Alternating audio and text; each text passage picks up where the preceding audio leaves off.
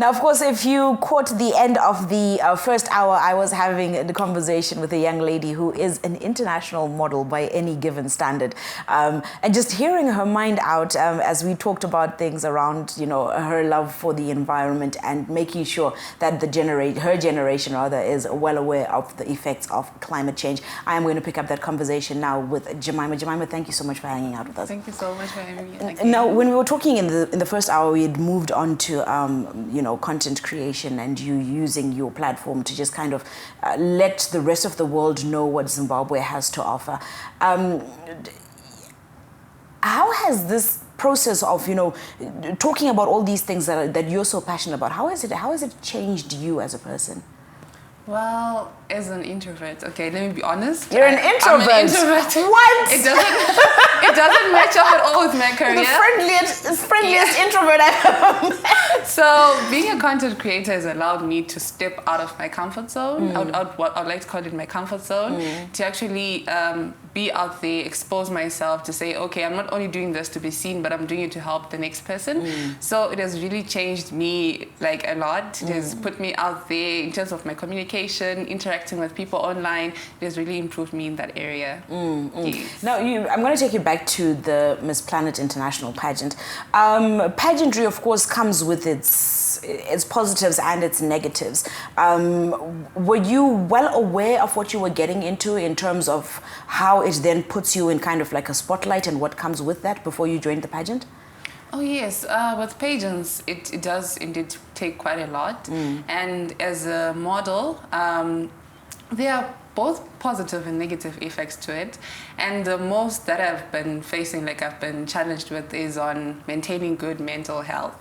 Because with competitions, there's always comparison. So being a model in pageants, I braved myself up to say, okay, I'm going to prepare for this. Whatever comes, whether people say she's better than you, I'm still able to say, okay, no, I stand where I stand with my uniqueness. So those are some of the impacts that pageants bring. But positively, the exposure that we get, it also enables us to have certain brands that will highlight and say, okay, we want to work with you on our next campaign, be it a promotional campaign or anything in regard maybe to the environment as well. So it positively has helped me in my career. I've been exposed to a lot of brands, and yeah, and currently I work with Eva, a hair company. So just from being Miss Planet's International First Run-Up, they're like, okay, I want to work with you because we feel like you have the certain audience that we're looking for. Right. So those are the effects that have been brought forth to my participation in international pageants. Oh, wow. And what have you learned? So, because you've traveled as well, I mean, you've gotten exposure to all these new things.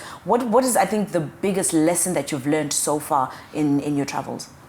Well, embracing my culture. In as much as I'm out there learning different cultures, I also have put myself in a position where I'm like, okay, I also want people to know about Zimbabwe, to know about African culture.